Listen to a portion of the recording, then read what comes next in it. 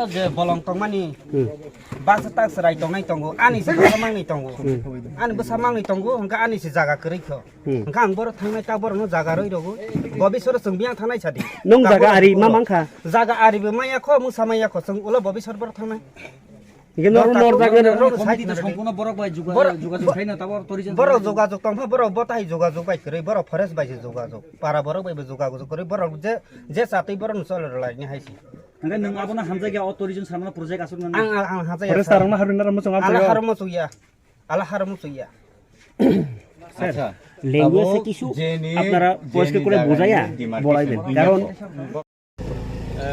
সবাইকে প্রথমে আমার ব্যক্তিগত তরফ থেকে এবং আমাদের টেলিমারা ফরেস্ট সাব ডিভিশন এবং অবশ্যই বন দপ্তরের তরফ থেকে শুভেচ্ছা জানাচ্ছি।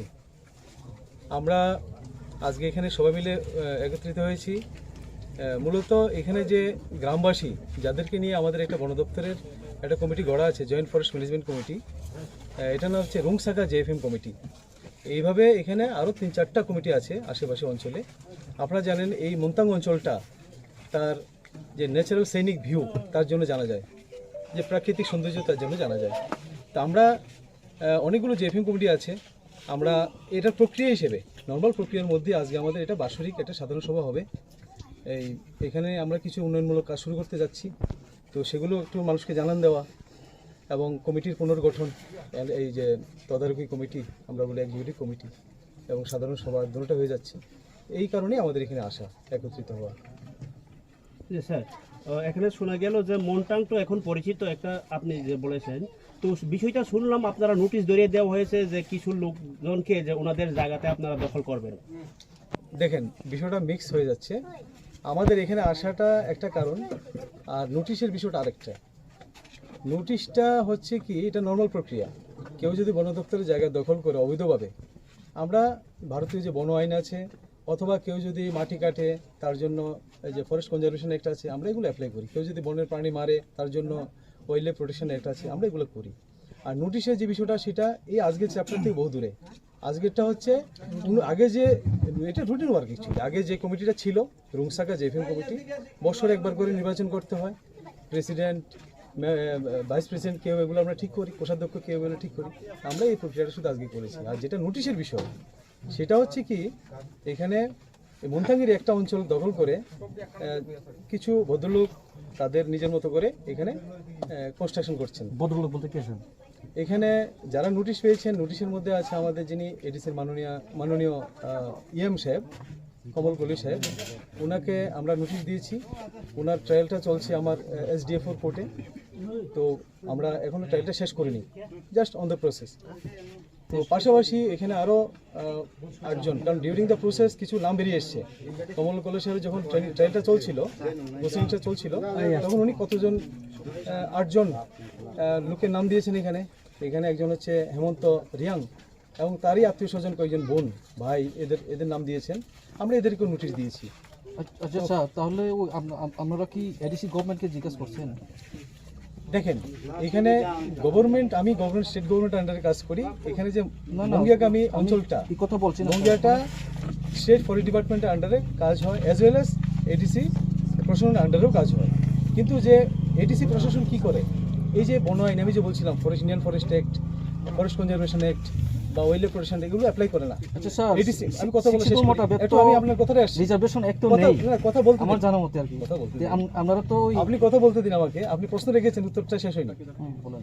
এডিসি প্রশাসনের এই আইনগুলো অ্যাপ্লাই করার কোনো ক্ষমতা দেওয়া হয়নি, এগুলো অ্যাপ্লাই করবে স্টেট ফরেস্ট। আমি শুধু আমার রুলটা অ্যাপ্লাই করছি, আর কিছুই না।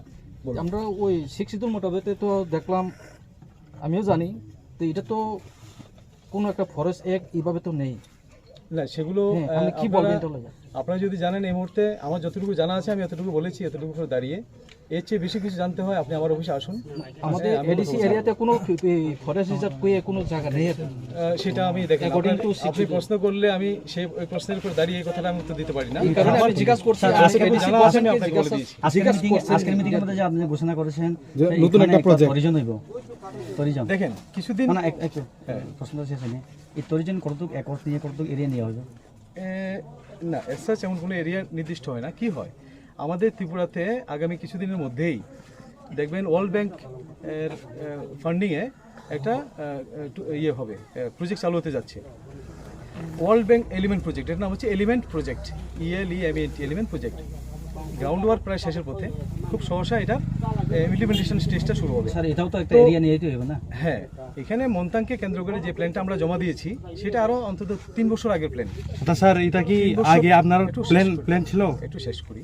তখন বছর 3 আগে থেকে এগুলো প্রক্রিয়াগুলো চলছে, পেপার ওয়ার্ক চলছে, এবং আমাদের দাদেন যে PCCF সাহেব, হ্যাঁ, অলিন্দ রাস্তুগি স্যার, উনি ছিলেন দাদেন এমএলএ সাহেব, নিয়েছিলেন পেপারে এখানে প্রচার যেমন আমরা যখন ভোট করছিলাম আমরা আমাদের PCCF এবং পলিটিক্যাল পার্টি নিয়ে এসেছিলাম এই প্রজেক্ট ওয়ার্ক থেকে। প্রজেক্ট বা এখানে যেটা এরিয়া নিয়ে হবে ওই ভিতরে যারা বসবাস করে এখানে জমি চাষ করা বাসিন্দা ওকে আপনারা ওই প্রজেক্ট দেখেন বিশেষ করে যারা বাসিন্দা তারা এই যে কমিটিটা যে কমিটি তারা এই হলো তার জন্য তাদের ব্যবস্থা আছে। এখানে আপনাদের একটু ক্লিয়ার থাকা দরকার, প্রত্যেকটা টিচারগুলো আছে তাদের একটা এরিয়া দিশে কথা গভর্নমেন্টের সঙ্গে তাদের কমিটির একটা বিষ তৈরি স্বাক্ষর হয়, MOU এই প্রজেক্ট এরিয়া কোনটা, সিএন নম্বর, ওটিআর নম্বর সব ডিটেইল দেওয়া আছে, আপনারা চাইলে আমি দিতে পারি।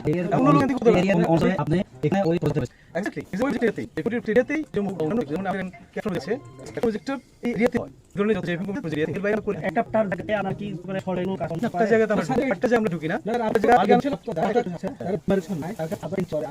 আমি বলছি কোনটা, যদি কেউ যদি এই পার্টটা এই প্রজেক্টের মধ্যে যদি ইলিগালি কোনো পার্টটা দেয়, যদি প্রজেক্টের মধ্যে ইলিগাল পার্ট দেওয়া ওটা আমরা ন্যাচারালি আমরা করে দেবো ক্যান্সেল করে দেবো। আমি কথা এটা বলছি ইলিগাল মানে তোমাদের ইলিগাল পাওয়া যাওয়া চলছে যদি কোথাও দেওয়া হবে যদি ইলিগাল পাওয়াতে ওর সুদাদার মুখে প্রথম আমি ইলিগাল এরিয়া দেওয়া হয় তাহলে আমরা ক্যান্সেল করে দেবো। এরিয়া তো হ্যাঁ, এই পাতা দিতে পারে না, এটা তো ইলিগাল ভাবে দিছে সিপিএম সরকার থাকতে। সেটা আমি কি জানি না, বলবেন? এই ব্যাপারে রাজনৈতিক কথা আমি জানি না। আমি আপনাকে তাহলে এখন আপনি যেটা বলছেন ইলিগ্যাল এটা কি বিষয়? যদি আমি বলছি যদি ইলিগালি দেওয়া হয় এবং এরিয়াতে যদি আমি জানি না দেওয়া হয়েছে কিনা, যদি দেওয়া হয় আপনার জানা মতো ইলিগাল ভাবে দেওয়া আছে?